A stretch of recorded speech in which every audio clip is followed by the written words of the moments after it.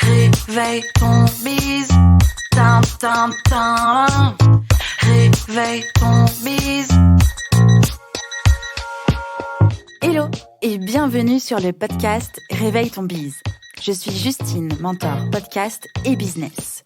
J'aide les entrepreneurs à développer un business qui leur ressemble grâce au Human Design et sans prospection grâce au podcast. Tous les lundis à 6h, je me mets au défi de vous partager des conseils et de l'inspiration pour vous réveiller, vous et votre business. Est-ce que vous êtes prêts à attaquer cette nouvelle semaine à fond ? Moi, je le suis. C'est parti, bonne écoute. Hello et bienvenue dans ce nouvel épisode de Réveille ton bise. Aujourd'hui, j'ai envie de vous parler des 10 erreurs qui peuvent faire échouer votre business.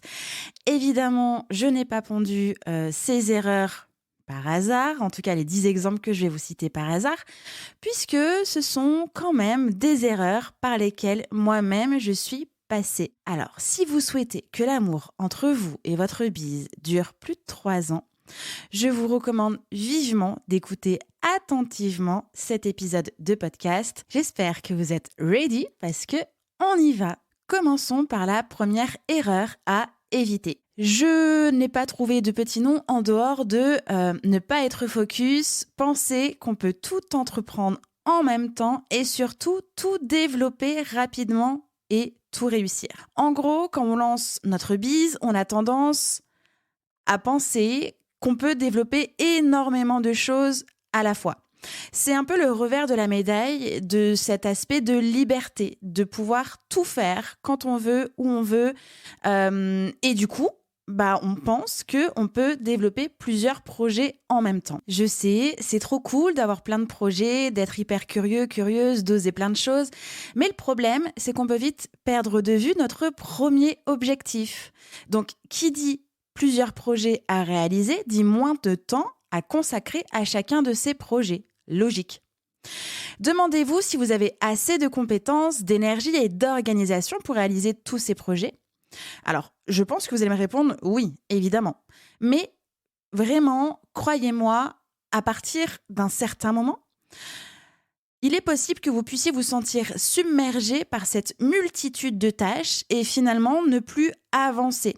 Ne plus avancer sur le projet principal, votre business, et ne plus avancer sur les projets qui tournent autour de votre entreprise. Et là, qu'est-ce qui se passe ? On a envie de dire, au secours, je me noie dans mon propre océan de bazar. Et donc, qu'est-ce qui se passe ? On commence à en avoir marre et on a envie de tout plaquer. Parce que, en fait, la passion, l'énergie, la motivation ne sont plus suffisantes pour vous permettre de tenir encore et encore.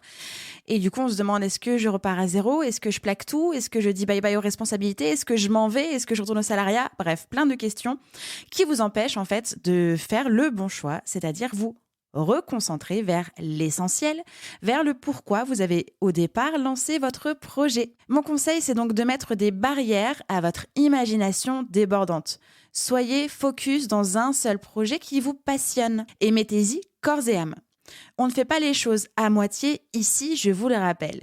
Une fois que ce projet est mis en place et que vous avez du recul sur celui-ci, et que vous voyez que ça tourne, et que vous voyez que vous avez mis en place des systèmes, des process, que possiblement vous pouvez commencer à déléguer des choses, etc., et bien là, pourquoi pas commencer à regarder des nouvelles choses, à tester des nouvelles choses, bref, à passer à l'étape suivante.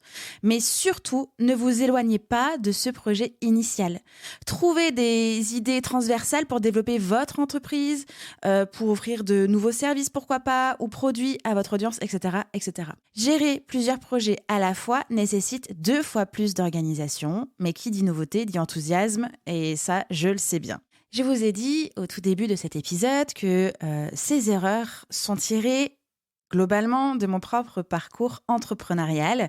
Souvenez-vous, mon premier podcast Just in Tune sur les coulisses de l'industrie musicale était un side project, c'est-à-dire que ce premier podcast était simplement un projet passion totalement en dehors de mon entreprise. Et toute l'année 2020 où mon entreprise commençait, oui, effectivement, je venais de faire mon pivot et donc du coup, j'avais une nouvelle croissance dans mon entreprise. Just in Tune me promet quand même 2 jours de travail par semaine. Grâce à Just In Tune, j'ai pu apprendre à déléguer, etc., etc. Mais il a fallu quand même que été 2021, je mette un stop à Just In Tune parce que même si j'avais nettement réduit le temps de travail par semaine sur Just In Tune, ça m'empêchait en fait de continuer de développer sereinement. J'avais moins de temps pour mon entreprise. J'ai aussi ce podcast à m'occuper. Enfin bref, c'était assez compliqué en gestion. Sans grande surprise, à partir du moment où j'ai pris cette décision de mettre en pause Just In Tune, eh bien, le pouvoir du focus a fonctionné dans mon entreprise puisque je note entre été 2021 et été 2022 ma plus grande phase de croissance et surtout, j'ai divisé mon temps de travail par 2. Alors évidemment, c'est pas juste en arrêtant Just In Tune que y a eu cette phase de croissance et ce temps de travail divisé par 2, mais ça a contribué en fait à l'entreprise que j'ai aujourd'hui. Et en plus, il n'y avait pas que Just In Tune. En 2019, j'ai cofondé un studio de création musicale, donc je l'ai toujours ce studio de création musicale, mais je n'y passe plus du temps. Ce n'est pas mon point focus, ce n'est pas mon point de développement. Mon seul point de développement aujourd'hui, c'est mon entreprise et les entrepreneurs que j'accompagne. C'était donc la première erreur à éviter, de ne pas être focus et de faire plein de choses en même temps, à la fois, parce qu'on est libre de tout faire. Passons maintenant à la deuxième erreur à éviter. Sans grande surprise là non plus, en plus je suis totalement concernée, c'est de sous-estimer l'importance des chiffres, de ne pas les regarder. Alors, cher ami entrepreneur, entrepreneuse qui est en train de m'écouter, ici, là, maintenant, tout de suite, on va parler d'argent les yeux dans les yeux ou ma voix dans vos oreilles. On se plonge au cœur de votre entreprise et on apprend à piloter vos chiffres comme une vraie dirigeante. Qui d'entre vous, ici, a su gérer correctement ses chiffres depuis le début de son business? Alors, j'ai envie de dire, pas moi, déjà. Et je sens que je ne suis pas la seule aujourd'hui. Je vous recommande vivement de mettre le nez le plus tôt possible dans votre gestion financière. Alors, est-ce que vous allez me croire si aujourd'hui je vous dis que ce n'est pas si terrible que ça ? D'autant plus que plus vous allez commencer tôt, donc dès le début de votre activité si possible, même en micro-entreprise, à regarder vos dépenses, vos recettes, à savoir où est-ce que vous gagnez de l'argent et où est-ce que vous en perdez, vous allez du coup développer un automatisme et y aller quand même petit à petit. Avoir une vision précise sur vos dépenses, votre rému, vos tarifs, vos besoins futurs, eh bien ça va pouvoir vous aider à gérer et à piloter votre entreprise. Pour creuser ce sujet, je vous renvoie vers l'épisode 57 que j'ai enregistré avec Julie Morard, qui est ni plus ni moins que ma business manager, mon aide comptable, mon bras droit de l'extrême surtout, où on parle argent, comptabilité et suivi financier, bref, tout ce dont vous avez besoin pour soit passer à l'action, vous y mettre réellement, arrêter de faire l'autruche et vous familiariser avec la gestion financière de votre entreprise. Passons maintenant à la troisième erreur à éviter, qui est de ne pas être responsable de ses choix, de se dire que ce n'est pas moi, c'est les autres. Bon, je l'avoue, je suis d'accord, c'est quand même plus facile de remettre la faute sur les autres que sur soi-même. Surtout quand on a mis beaucoup d'efforts, beaucoup d'heures interminables de travail, qu'on s'est acharné pour prouver aux autres qu'on a fait le bon choix, qu'on est en train de réussir. C'est dur de finalement se dire je me suis trompée ou ça ne fonctionne pas parce que, etc., etc. Ça peut paraître impossible de dire ça à voix haute, d'accepter l'erreur, d'accepter en fait que possiblement il y ait un échec. Alors échec entre guillemets parce qu'il y a plein de nuances de l'échec, mais pourtant se remettre en question est une qualité essentielle pour tout entrepreneur. Vous êtes maître à bord de votre entreprise, vous êtes chef d'entreprise, c'est donc à vous que revient la responsabilité de développement de votre entreprise et aussi la responsabilité de vos propres décisions. Donc, on n'accuse pas l'algorithme, on n'accuse pas le voisin, on n'accuse pas les tendances, on n'accuse rien du tout, on n'accuse personne, si ce n'est que c'est à vous de vous tenir responsable de la direction de votre entreprise, de vos décisions, pour pouvoir vous remettre en question, pour pouvoir ajuster les résultats et donc de pouvoir continuer. Si on remet la faute sur un tel, une telle, sur l'algorithme ou j'en sais rien, finalement, tout est parfait chez vous et si ça ne fonctionne pas, c'est pas de votre faute, c'est juste l'univers, la société, l'algorithme, les gens, etc., etc.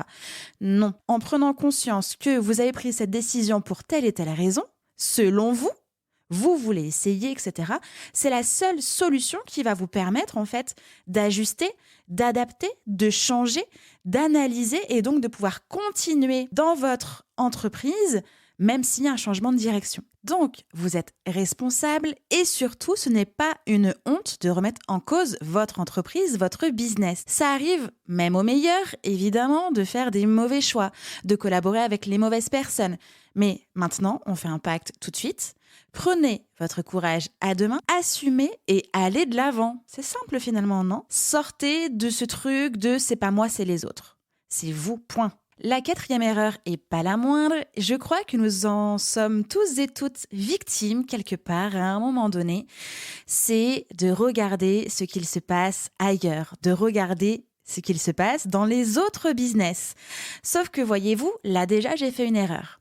On ne sait pas ce qu'il se passe dans les autres business. Vous pouvez peut-être passer énormément de temps sur les réseaux sociaux à essayer de regarder les stratégies, le fonctionnement, l'organisation, qui travaille avec qui, etc., etc., etc. Mais ce n'est juste que la surface visible de l'iceberg. Vous n'êtes pas dans le business des autres. Et par conséquent, vous ne pouvez pas regarder ce qu'il se passe ailleurs. Vous ne pouvez pas comparer le business des autres avec le vôtre, puisque vous n'êtes pas dans leur business. Occupez-vous de votre business, de votre organisation, de vos propres besoins, de vos propres clients, bref, de vos oignons, parce que l'Instagram Life Business, ce n'est pas la vraie vie. Alors non seulement je viens de vous mettre un coup de pied aux fesses sur cette sale habitude même de regarder chez les autres, de vous comparer, de vous sentir moins bien, d'essayer de faire comme les autres, etc., etc., de copier les stratégies des autres pour les mettre dans votre entreprise.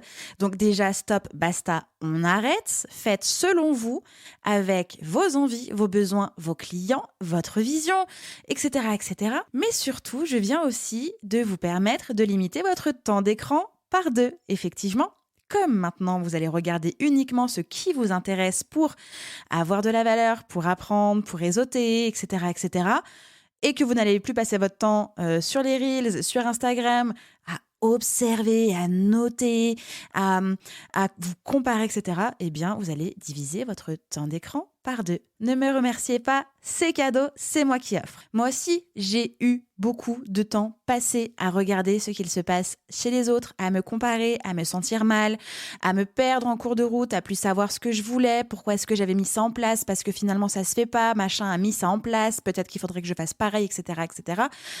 La dernière fois que ça m'est arrivé, et je vous assure, c'est la dernière fois que ça m'est réellement arrivé, c'était en janvier de cette année.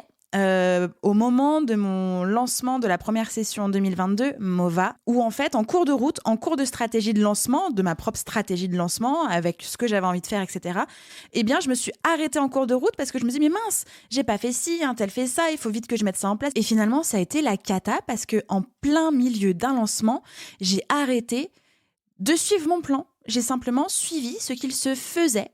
Donc, j'ai rétropédalé, j'ai perdu du temps, j'ai été hyper stressée. Ça a aussi fait en sorte que mon lancement n'ait pas atteint les objectifs que j'attendais parce que j'ai juste pas suivi le plan d'action que je m'étais moi-même fixé. Donc, regarder chez les autres, ça peut être à la fois positif pour trouver de l'inspiration. Précision, inspiration n'est pas plagiat. Ok ? Donc, pour trouver de l'inspiration, pour choisir son positionnement, pour affiner son élément de différenciation, mais ce n'est en aucun cas un exemple à suivre dans les moindres détails pour développer votre entreprise. Vous ne savez pas pourquoi tel entrepreneur a pris cette décision. Vous ne savez pas ce qu'il se passe dans son entreprise. Vous ne connaissez pas la situation financière, l'organisation, les gens dedans. Bref, faites avec ce que vous avez devant vos yeux, entre les mains, selon vous, votre entreprise, vos clients et vos clientes. La 5e erreur, j'en parle souvent, c'est de ne pas avoir de limites pro et de limites perso. Vous n'êtes pas votre entreprise, ok ? Votre entreprise, si elle va pas très bien, ce n'est pas vous qui ne va pas très bien. Il y a 2 corps séparés, même si, et je sais, quand on est en micro-entreprise, très souvent, la micro-entreprise porte notre nom, notre prénom. Et du coup, on a vraiment du mal à faire la différence entre ce qui est moi humain, corps humain, moi vie personnelle, et ce qui est entreprise, corps entreprise, vie professionnelle. C'est hyper important de cloisonner les choses. Et en dehors de cloisonner les choses, quand on parle de ne pas avoir de limite pro-perso, c'est qu'en fait, tout déborde d'un côté ou de l'autre. Il est possible que tout votre temps personnel impacte le développement de votre entreprise parce que votre entreprise passe en second temps, que vous n'êtes pas focus, etc., etc. Mais globalement, en tout cas dans la majeure partie du temps, c'est l'inverse. C'est le temps entrepreneur, l'entreprise en fait, qui vient manger, grappiller chaque seconde, minute, heure de votre temps. Du coup, pas de week-end, du coup, pas de vie perso, du coup, pas de vacances, du coup, on en pense même la nuit, le soir, au petit-déj, tout ça, tout ça. Essayez vraiment de cloisonner votre entreprise de votre vie et de vous instaurer des limites temps pour votre entreprise et aussi votre vie personnelle. La 6e erreur, c'est de vivre au jour le jour. Vous ne pouvez pas créer une entreprise sans avoir pensé à son développement, sans avoir pensé à son avenir. Se lancer dans l'entrepreneuriat, grande nouvelle, ce n'est pas une partie de Cluedo. On ne fait pas des hypothèses pour démasquer le colonel Moutarde dans le bureau. On ne fait pas des hypothèses sur comment vos clients vont vous découvrir et comment est-ce que vous allez vendre vos produits, vos offres. Vous devez anticiper. Vous devez planifier toutes les perspectives de votre entreprise, tous les objectifs que vous souhaitez atteindre avec des échéances fixes. Interrogez-vous sur la situation actuelle de votre entreprise, listez vos objectifs. Essayez d'être ambitieuse tout en gardant les pieds sur terre pour éviter une grosse dose de stress et un syndrome de l'imposteur et peur de l'échec. Mais surtout, mettez en place les solutions pour les atteindre, ces objectifs. Une fois que vous avez vos objectifs en tête, eh bien c'est à vous de jouer. Votre bise n'attend que vous pour réaliser cette aventure de folie. Donc, à partir de ce moment-là, eh bien on ne vit pas au jour le jour. On avance selon un rétro-planning, selon des tâches, des actions qui doivent vous faire avancer vers l'objectif 1, 2, 3, l'objectif final, l'objectif dans 3 mois, 6 mois, 1 an, 2 ans, 3 ans, bref. Entreprendre, ce n'est pas juste vendre des choses, ce n'est pas juste créer quelque chose, c'est avoir un but, un objectif qui doit correspondre à pourquoi vous avez créé votre entreprise et donc à vous d'avancer selon votre plan d'action.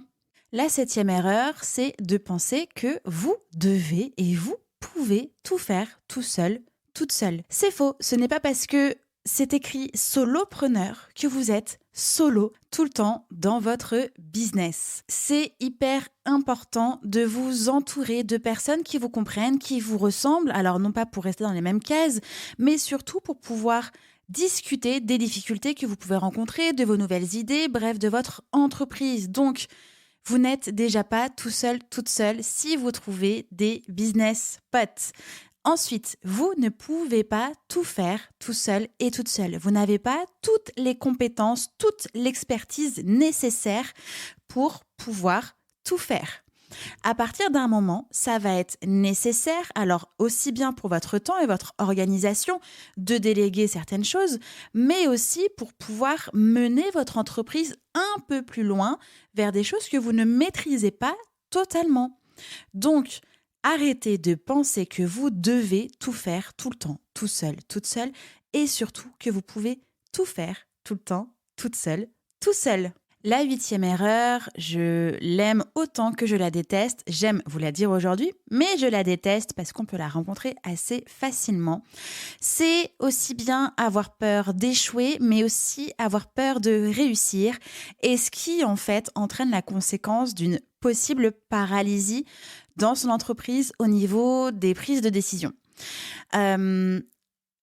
Il est possible qu'on ait peur d'échouer et donc du coup on ne tente rien, on n'ose rien, on est un peu bloqué, on reste dans ce qu'on sait faire, dans ce qu'on peut faire et on ne veut surtout pas sortir de ce carré-là. Mais aussi on peut avoir peur de réussir et moi je trouve que c'est plus difficile d'accepter d'être vu, d'accepter de réussir que d'accepter l'échec. Parce que l'échec, en fait, moi, il me permet d'apprendre. Il me permet d'ajuster, d'analyser, d'avancer. L'échec, je le trouve hyper bénéfique. Réussir, c'est différent. Je crois que c'est hyper important d'accepter la réussite et je dis pas que je n'ai pas réussi. Je pense que j'ai réussi énormément de choses. J'ai réussi à être là aujourd'hui dans vos oreilles et j'étais pas prédestinée à le faire aujourd'hui. J'ai réussi à plein de niveaux. Mais je trouve que ça fait toujours peur d'être vu, de réussir, d'atteindre des choses que l'on pensait impossibles. Et donc, du coup, on peut avoir peur de ça et être dans la paralysie. Je vous demande, je vous recommande, je vous conseille d'accepter aussi bien l'échec que la réussite et de ne pas en avoir peur parce que dans les deux situations, vous en sortirez toujours plus grand et plus grande. La 9e erreur, c'est de créer une entreprise qui n'est pas cohérente avec ses propres besoins et sa propre vision. Je m'explique. Sur le papier, c'est easy de lancer son entreprise. C'est easy de créer son entreprise et puis on va tout de suite répondre à un problème parce que nous, on a une solution, etc. Donc, c'est notre mission d'aider cette personne-là. Et puis, on y va sans trop se poser de questions, sans savoir où est-ce que ça va nous mener. Et à un moment donné, on se dit, mais en fait, là, je passe ma vie à faire ça ou en fait, l'offre ne me correspond pas du tout.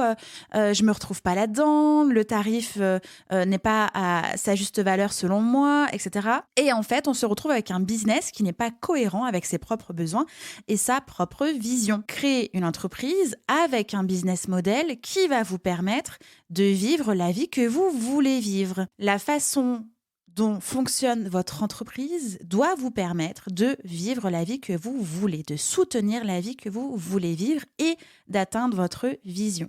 Et enfin, la 10e erreur est l'erreur qui résume les 9 erreurs précédentes, qui est de ne pas s'adapter, de ne pas être agile et de ne pas mettre en place les changements nécessaires pour développer votre entreprise, pour vous sentir bien dans votre entreprise, pour pouvoir vivre la vie que vous souhaitez vivre. C'est hyper important de toujours observer, de toujours sentir, analyser pour pouvoir vous adapter, pour rester agile et donc mettre en place les changements nécessaires. Si vous restez bloqué dans votre petite boîte avec vos petits systèmes, avec ce que vous voulez, vous seul, et de ne pas regarder ce qu'il se passe dans votre marché, ce qu'il se passe au niveau des nouvelles technologies, pourquoi pas, de tout ce qu'il est possible de mettre en place pour votre entreprise. Encore une fois, ne prenez pas tout et n'importe quoi, prenez que ce dont vous avez besoin pour continuer d'avancer. Mais si vous restez focus, bloqué à un niveau, en fait, vous n'allez pas pouvoir avancer. Vous n'allez pas pouvoir passer au niveau supérieur. Donc, faites preuve d'adaptabilité, d'agilité et de changement pour toujours encore avancer dans la direction de votre choix.